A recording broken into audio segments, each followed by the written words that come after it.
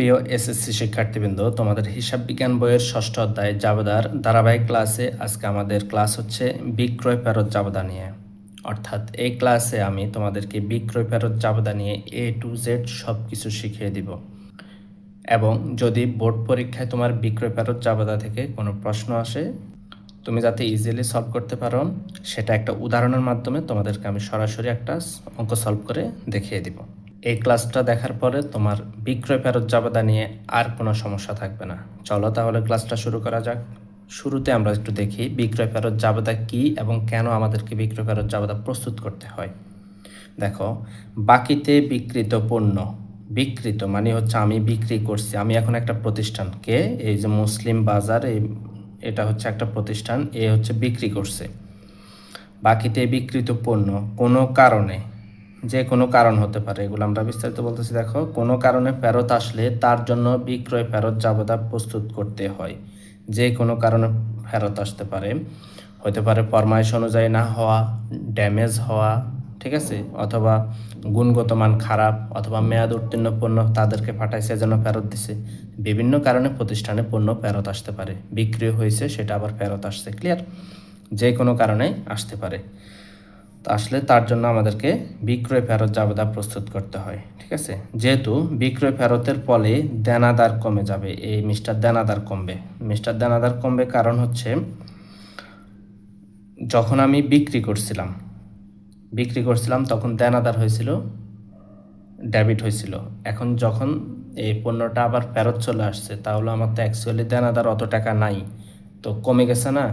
যখন পণ্য ফেরত চলে আসছে, সে কি আমার ওই পণ্যের টাকা কি আর দিবে না। তো এই জন্য আমার দেনাদারটা আলটিমেটলি কি হয়ে যাবে? কমে যাবে। এই জন্য দেনাদার ক্রেডিট হবে। তো দেনাদার যখন বাড়ে সম্পদ, তখন ডেবিট হয়, যখন কমে যাবে তখন কি হবে? ক্রেডিট হয়ে যাবে। তো দেনাদার কমে যাবে, তাই দেনাদারকে ক্রেডিট করে দিতে হবে। ক্লিয়ার? আচ্ছা, এখানে একটা জিনিস বুঝো, সেটা হচ্ছে বিক্রয় ফেরত দেনাদারের সাথে কেন সম্পর্কিত। এখানে বুঝো কখন ফেরত আসে বেশি, মানে সাধারণত আমরা যখন কোনো জিনিস বাকিতে বিক্রয় করি। কিসে? বাকিতে। ওই যে এখানে বলে দিছি যে বাকিতে যখন আমরা বিক্রয় করছিলাম একটা সময়, তখন সে আমাদেরকে টাকাটা নগদে দেয় নাই। ক্লিয়ার? সে আমাকে নগদে টাকাটা দেয় নাই। সে বাকিতে বিক্রি করা মানে কি, আমি টাকাটা তার কাছ থেকে পাবো। তো পাবো মানে যাদের কাছ থেকে আমি পাবো তারা হচ্ছে আমার দেনাদার। ক্লিয়ার? তো তখন যখন আমি বিক্রি করছি তখন আমার দেনাদার বাড়ছিল নাকি? আর এখন যখন ফেরত চলে আসছে পণ্যটা, তারা ফেরত দিয়ে দিছে। ধরো আমি যখন বিক্রি করছিলাম তখন দেনাদার ছিল ধরো 50,000 টাকা, 50,000 টাকার পণ্য বিক্রি করছিলাম। এই তো এখন ধরো সে আমারে 20,000 টাকার পণ্য পাঠাইয়া দিছে। তাহলে কি আমার দেনাদার, মানে কি আমি তার কাছে 50,000 পাবো এখন? আর না, তখন আমি তার কাছে কত পাবো? 30,000 পাবো। তাহলে এখন দেনাদার 50 থেকে কমে কততে গেছে? 30-এ গেছে। তাহলে আলটিমেট দেনাদার কমে যাওয়া। ক্লিয়ার? তো দেনাদার বিক্রয় ফেরতের ফলে দেনাদার কমে যায়। তো দেনাদার যখন কমে যায় তখন কি হয়? ক্রেডিট হয়। ক্লিয়ার? এখন আসো, এখন আমরা একটা উদাহরণ সলভ করি। উদাহরণটা দেখো, রহিম স্টোরের নিকট হতে, এই রহিম স্টোরের নিকট থেকে, এটা মনে রাখবা, রহিম স্টোরের নিকট হতে 100 টাকা দরে 50 কেজি মসুর ডাল, আমরা দর পাইছি, পরিমাণ পাইছি। মসুর ডাল ফেরত আসলো, কারবারি বাট্টা বলছে 4%। আর একটা জিনিস পাইছি, ক্রেডিট নোট নাও এত। আচ্ছা, এই জিনিসটা বলে দিচ্ছে। তো আমাদের এখানে সব কিছু দেওয়া আছে। যদি দেওয়া না থাকতো তাহলে আমরা প্রশ্নে খুঁজে বের করতাম যে রহিম স্টোরের নিকট কখন বিক্রি করছে, সেটা খুঁজে আমরা ওই যে ক্রয় ফেরত তোমাদেরকে শিখাইছি সেভাবে বের করে নিতাম। বাট এখানে সব কিছু দেওয়া আছে, সো আর তোমাদের কষ্ট করে বের করা লাগতেছে না। এখন আসো আমরা সলভ করি অঙ্কটা। মুসলিম বাজার হচ্ছে প্রতিষ্ঠানের নাম, যারা হচ্ছে প্যারটটা রিসিভ করছে, এই বিক্রয় প্যারটটা রিসিভ করছে। বিক্রয় ফেরত জাবেদা এখানে আমরা হেডিংয়ে লিখে দিলাম। এখন ছকটা কেমন হবে? ছকে দেখো একটা তারিখ আর হচ্ছে ক্রেডিট হিসাব খাত। এই ক্রেডিট হিসাব খাত হচ্ছে যার কাছ থেকে ফেরত আসছে। তো কার কাছ থেকে ফেরত আসছে? রহিম স্টোরের কাছ থেকে। এই রহিম স্টোর মানে হচ্ছে আমার দেনাদার, আমার দেনাদারটা মানে হচ্ছে এই রহিম স্টোর। ক্লিয়ার? আমি যখন বিক্রি করছিলাম এই রহিম স্টোরের নিকট বিক্রি করছিলাম, সে একটা নাম আর কি, তার একটা নাম হচ্ছে দেনাদার অনেকজন হতে পারে। তো সব দেনাদারকে আমরা, মানে যাদের কাছ থেকে আমরা টাকা পাবো এদের সবাইকে এক নামে আমরা ডাকি হচ্ছে দানাদার, আর যারা আমাদের কাছ থেকে টাকা পাবে তাদের সবাইকে এক নামে আমরা ডাকি হচ্ছে পাওনাদার।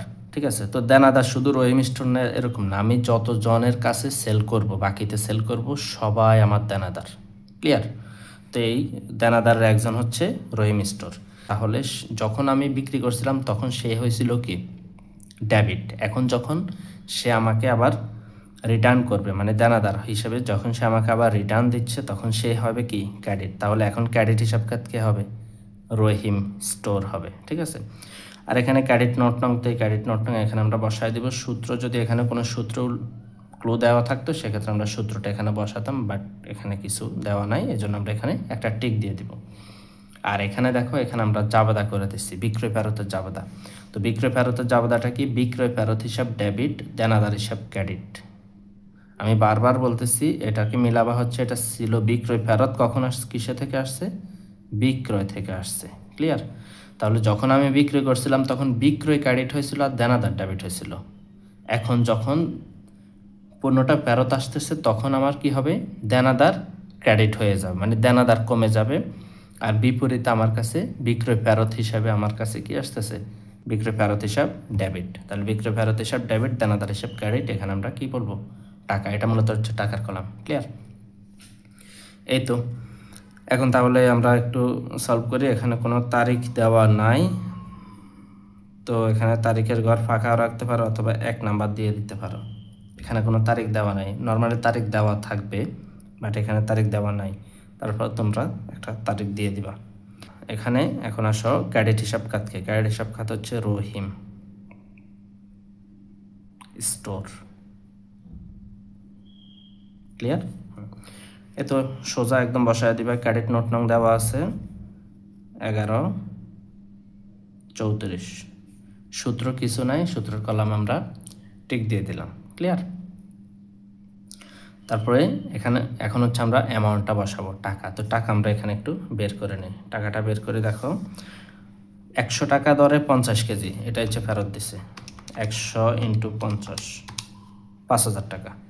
5000 টাকার ডাল, মসুর ডাল কি দিছে? ফেরত দিছে। বলছে যে কারবারি বাট্টা আছে 4%, অর্থাৎ এটা যখন আমি বিক্রি করছিলাম তখন তাদেরকে আমি 4% কারবারি বাট্টা দিয়েছিলাম। এখন এই কারবারি বাট্টাটা কী করে দিব? বিয়োগ করে দিব। তাহলে ইন্টু 4%, 200 টাকা। তাহলে এই 5000 থেকে 200 টাকা আমরা বিয়োগ করে দিব। 5000 বিয়োগ 200, 4000। আলটিমেট মানে দেনাদার, তখন আমি কারবারি, খেয়াল করো, যখন আমি বিক্রি করছিলাম তখন তাকে আমি কারবারি বাট্টা দিয়েছিলাম না, তো কারবারি বাট্টা আমি বাদ দিয়ে আমার দেনাদার হচ্ছে এন্ট্রি করছিলাম। ঠিক আছে, তো এখন যখন আমি পণ্যের মূল্য কি তার কাছ থেকে ফেরত নেব না, তখন আমি তাকে কম দিচ্ছি, এখনও আমি তার থেকে কম নিতে হবে। ক্লিয়ার? এই তো, তাহলে হচ্ছে 4800 টাকা। এই তো শেষ, আর কিছু নাই। যদি আরও থাকতো সেক্ষেত্রে আরও আমরা আনতাম, এখন আর নাই, তাহলে এখানে এসে যোগ করতাম। তো এই ছিল তোমাদের হচ্ছে বিক্রয় ফেরত জাবেদা। আশা করি বুঝতে পারছো। তারপরেও যদি কারো বুঝতে অসুবিধা হয় জাস্ট কমেন্ট করবা, ইনশাল্লাহ আমি তোমাদেরকে রিপ্লাই দিয়ে দিব। আর তুমি বাংলাদেশের কোন জেলা এবং কোন স্কুল থেকে আমার ক্লাসগুলো দেখছো সেটা কমেন্টে জানিয়ে দিবে। ক্লাসটা যদি ভালো লেগে থাকে অবশ্যই তোমার ফ্রেন্ডের সাথে শেয়ার করে দিবে। আর তোমার জন্য একটা ঘোষণা, সেটা হচ্ছে আমাদের একটা ফেসবুক গ্রুপ আছে কমার্স হান্টার্স পরিবার নামে, সেটাতে তোমরা যুক্ত হয়ে যাও। সেখানে তোমাদের সহপাঠীদের সাথে পারস্পরিক সহযোগিতা এবং পড়াশোনা বিষয়ক আলোচনা করতে পারবা। Keep connected. আল্লাহ হাফেজ।